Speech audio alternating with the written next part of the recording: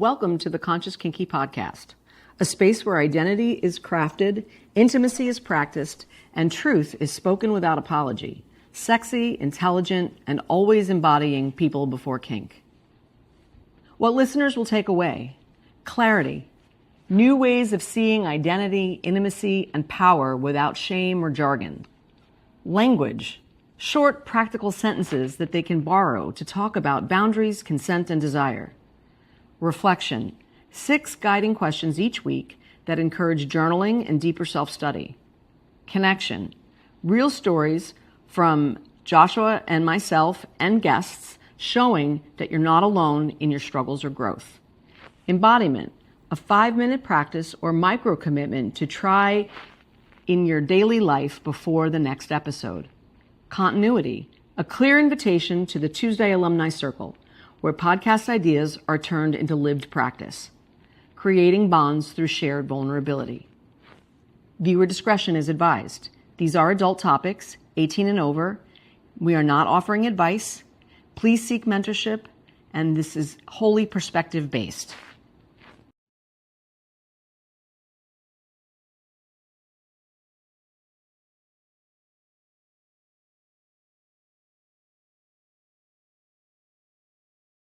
Hi, everyone, and welcome back to episode 2 of the Conscious Kinky podcast.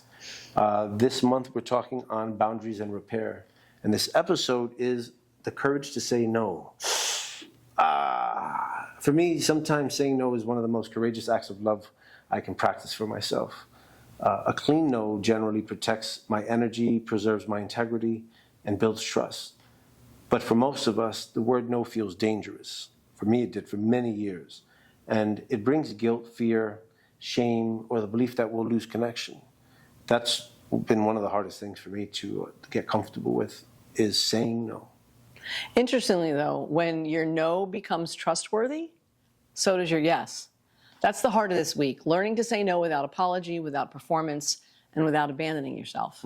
Because my fear is always that I'm going to be abandoned. If you say no? Yes. Oh, well, I'm not going nowhere, Mama. This month's theme is boundaries and repair, how we protect connection while honoring our internal truth. So welcome to episode 6 of the Conscious Kinky podcast. I'm Kat. And I'm Joshua. This week's conversations will help you explore identity, intimacy, and connection through thoughtful reflection and conscious practice. And every Tuesday, we take the work deeper inside the People Before Kink, the Alumni Circle. It's a live space where these reflections become lived practice. We have 6 questions in 2 rounds, 1 truth to embody. As always, pause the video or audio and give yourself about 3 minutes per question. Then come back in a day or two later, and just revisit what might have shifted. The second answer is often more honest than the first. Yeah, it allows me to brain dump in those 3 minutes, right? That first time, brain dump for 3 minutes each question. Yeah. And then come back and revisit.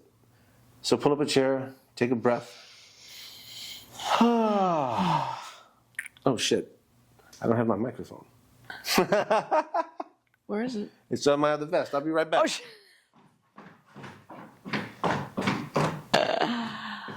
I guess you were hearing him through my microphone. Yes. So I suppose that works. Yes. I love that. All right. Yes, sir. Here we go. So here's the first of the 3 questions. Where does guilt show up when I say no, or when you say no, or when you say no? Guilt shows up in my belly, in my gut. It's like, it's like that. That's what it looks like. Yeah, yeah. I get that. I get queasy in my belly. I also get a tightness in my chest up here a little bit more. It's like it tightens up. Now, that all depends on who I'm saying no to, right? Because if it's someone close to me, I don't like saying no. Because I'm always trying to look for a way through. If it's someone I don't know or someone I'm not that connected to, saying no is not a problem. Actually, I was on a call the other day where I had the privilege of telling someone no and walking them through why I'm saying no. Even though no is a complete sentence. Right. 100%. But sometimes, like, someone likes to badger me into an agreement. And it's like when I'm setting that no, that's a different no. That one comes from my heart. So it all depends on who I'm telling no, right? I was thinking that too when I was reviewing these questions in my head, right? The idea that who I'm saying no to makes a difference for how guilty I feel, or what is the no about, or why am I saying no? Like, all no's are not equal in terms of the challenge that they pose to say. Some are easier than others. Heck, some people deserve to say no, and then it's easy to want to say no. But the closer you are to me and the more I care about you, you know, like I like taking care of you. And when I can't, I feel bad. Yeah. When I have to run out and do something, or I have a prior engagement and you wake up late and you're like, Mama, I'm hungry, and I don't have time to make you a breakfast, I feel bad. That no gets me in my gut. I'm sorry, Mama. You can't help it. It's just, it's, you know, we can't do all the things all the time. That's the reality of life, right? And sometimes that's true. Sometimes we have to say no, not because there's anything inherently wrong with what's being asked. It's just a time and place thing. I had to say no today, actually, about going dancing. I didn't want to go dancing. So I was like, you know, I'll sit out. You can go. I don't want to go dancing. And then she played the track that I knew, and I'm like, fuck.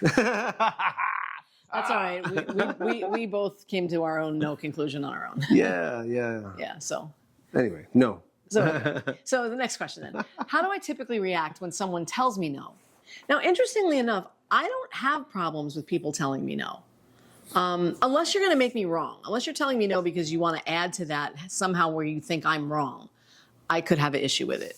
But when, you know, I don't expect people to have to ever be any certain kind of way or do any certain kind of thing. So if someone tells me no, it usually rolls right off me. I was actually thinking about this. So one of my things around gay spaces, for years, I felt uncomfortable in spaces like that because of the sexualization, objectification, people touching me without my desire to be touched. And what I realized when I was coming to this crossroads of why, I realized I had already been advocating for myself in these spaces and saying no, right? And what I mean by that is when I'm told no, I've been having so much fear around rejection. I realized that I've been receiving no and rejection for years without taking it personally because I'm an event host. I offer people things, I offer them demos, I offer them snacks, I offer them anything to create space, and I'm told no often. And it's not what I thought it was. You know, for me, rejection was like the big world ender. And I think that was very particular to a certain circumstance, like an interest where I'm hoping there's mutual interest in it, and there isn't. And then I feel like maybe I'm wrong. Maybe there's something wrong with me. But outside of that, it's like I've been in the space where receiving no is, in a lot of cases, it's a blessing. It's like, okay, that's one less thing I have to do. Or in service I don't have to engage in.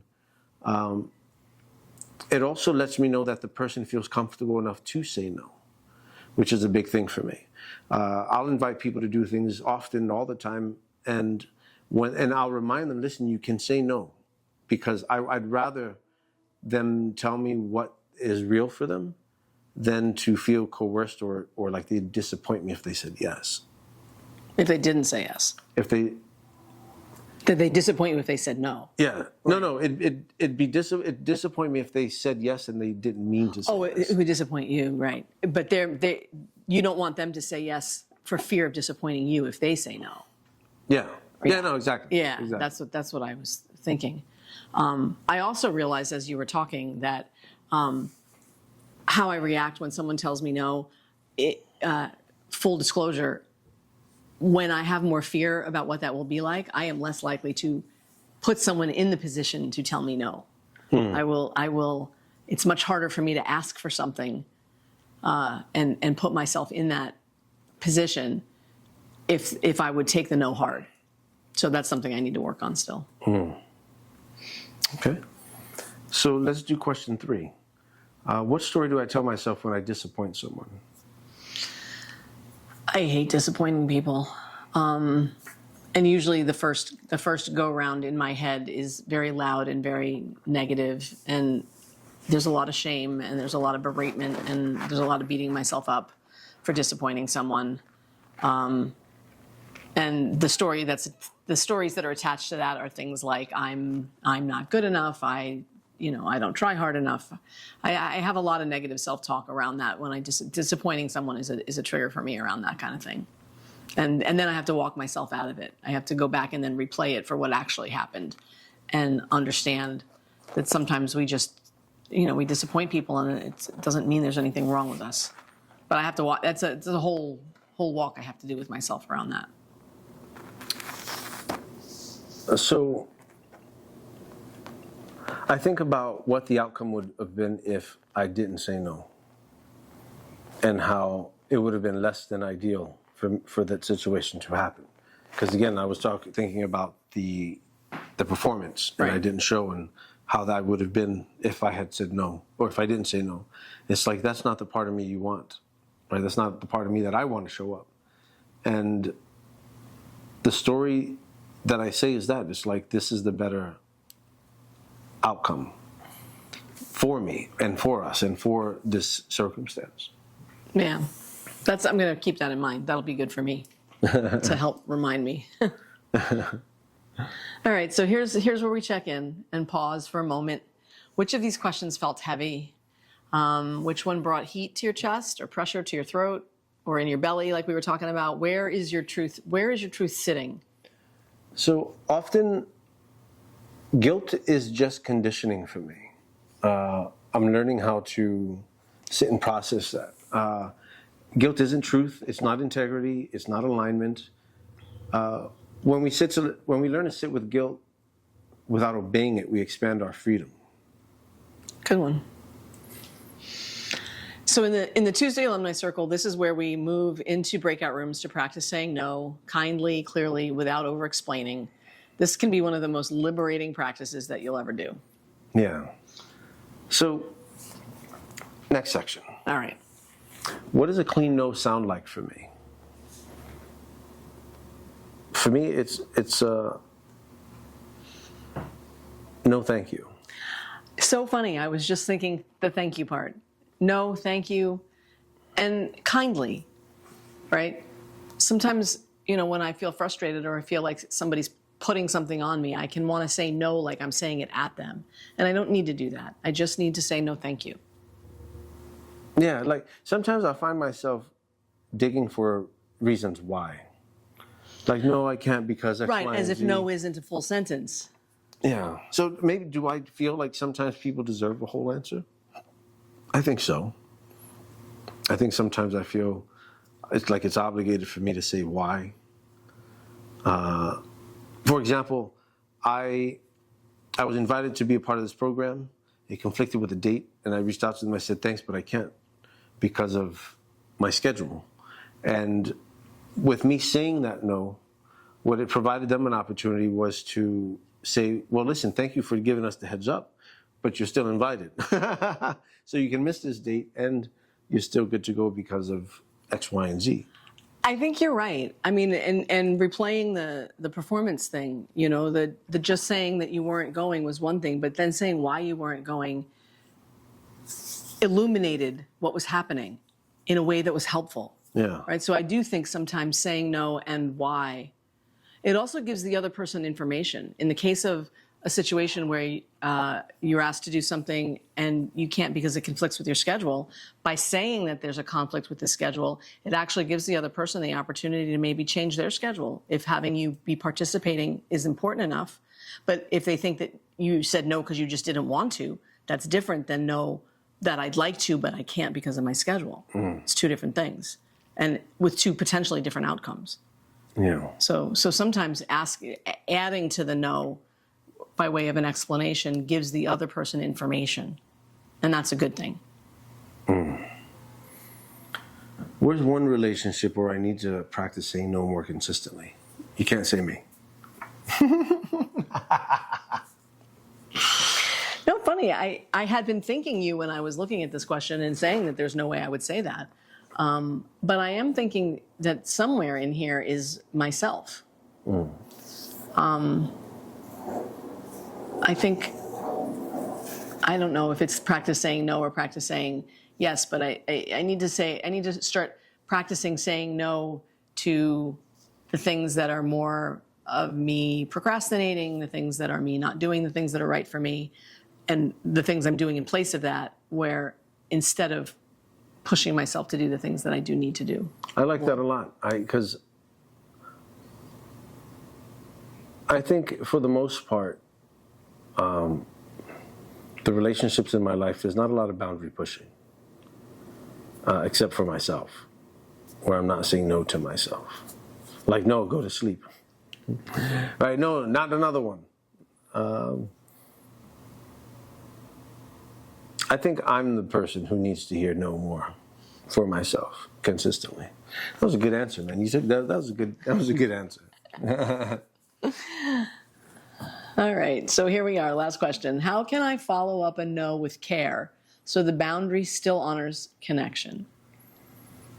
I think what I shared for the last answer around, in some places or spaces, I felt better saying why, because it's not like I'm not saying no because of you, right? It's like a me thing. Right. And when I was able to say that, it was with the information on why. It wasn't a you thing. It was a my schedule. I want to be a part of it. I just can't because my schedule conflicts with X, Y, and Z and blah, blah, blah. But it allowed me to stay within the connection, just to honor the connection, because I wanted you to know that it wasn't anything you did that I can't follow through on. And in this case, it was scheduling. Okay, maybe you did schedule and it conflicted with mine, but it wasn't something that it was done to me. Right. Right? So I think that's how. Or another way is to, for myself, is follow up with another invitation or follow-up invitation. If it's a no, maybe it's a no right now, and it could be a yes later. And that happened to me over the weekend, where someone offered assistance and I said no. And then I remember they offered assistance, so I came back and said yes later for a different scenario. Awesome. Yeah. For me, what I'm reminded of is the friend that I had to back out of the commitment with, because it was stressful. She was very disappointed that I did that, but we came back around at the end and basically said, I love you. I love you. Like, we were able to connect at the human level to say, we're not going to let this negatively impact our connection, that our connection matters, even though we had to navigate this this change of plan. And, she thanked me for telling her, for being clear about it early enough to be able for her to pivot. And then we acknowledged that our connection was protected, and that felt good. Awesome. Yeah. Awesome. So this week's practice, choose one no that protects your integrity. Say it cleanly and follow it with compassion. No justification, no apology. Your no is a gift. It gives clarity and honesty and direction. It lets people know where you are and what matters to you. Without a clean no, your yeses don't mean anything. Let's review the questions for this week. Okay. Where does guilt show up when I say no? How do I typically react when someone tells me no? What story do I tell myself when I disappoint someone? What does a clean no sound like for me? What's one relationship where I need to practice saying no more consistently? And how can I follow up no with care so the boundary still honors connection? Awesome. Awesome. In closing, you've just listened to the Conscious Kinky podcast. Every Friday we sit at this table asking 6 questions that help you reflect, challenge old and limiting beliefs, and explore who you're becoming. And then every Tuesday, you're invited to join us for People Before Kink, the Alumni Circle, our online group where reflection becomes practice inside a space that's built on respect, honesty, and care. This isn't about perfection. It's about becoming clearer, braver, and more present in your body and in your relationships. So share this episode with someone you trust and commit to one small action that proves who you're becoming. Because legacy isn't later, it's built today. Sexy, intelligent, real. Always people before kink. We'll see you next Friday.